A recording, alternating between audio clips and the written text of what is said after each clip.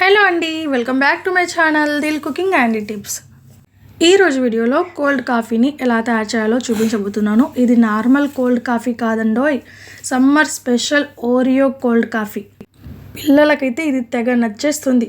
ఇంటికి ఎవరైనా గెస్ట్లు వచ్చినప్పుడు కూడా ఇన్స్టెంట్గా జస్ట్ 5 మినిట్స్లో ఈ రెసిపీ చేసి పెట్టండి.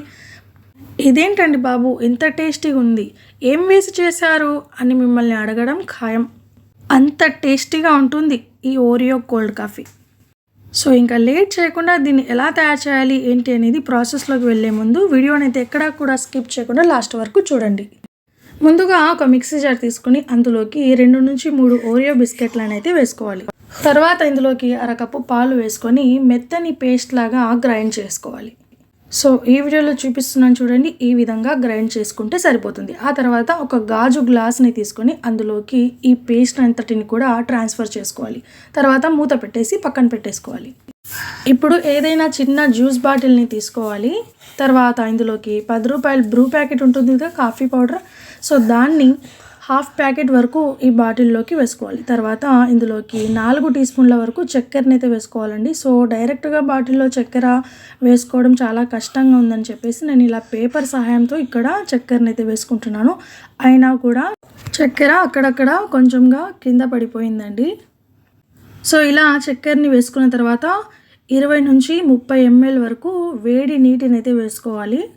తర్వాత ఈ బాటిల్కి మూత పెట్టేసి ఈ వీడియోలో చూపించినట్లుగా బాగా షేక్ చేయాలండి. సో ఇలా షేక్ చేయడం వలన మనకు ఈ కాఫీ పౌడర్, చక్కెర ఇంకా ఇందులో వేసిన వేడి నీళ్ళ వల్ల ఒక క్రీమీ టెక్స్చర్ అనేది వచ్చేస్తుంది.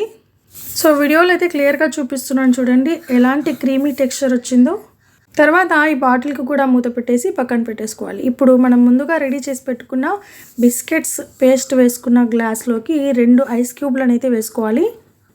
తర్వాత ఇదే గ్లాస్లోకి కాచి చల్లార్చి ఫ్రిడ్జ్లో పెట్టిన పాలను 3/4 గ్లాస్ వరకు వేసుకోవాలి. ఆ తర్వాత పైన మనం రెడీ చేసి పెట్టుకున్న కాఫీ క్రీమ్ టెక్స్చర్ని కూడా వేసుకోవాలి. తర్వాత గార్నిషింగ్ కోసం కాస్తంత కోకోవా పౌడర్ కానీ లేదంటే బిస్కెట్ పొడి ఉన్నట్లయితే దాన్ని అయినా కూడా చల్లుకోవచ్చు. అంతే, ఎంతో రుచిగా ఉండే Oreo cold coffee ready. So చూసేసారు కదా ఫ్రెండ్స్, ఓరియో కోల్డ్ కాఫీని ఈజీగా ఇంట్లోనే ఎలా తయారు చేయాలో.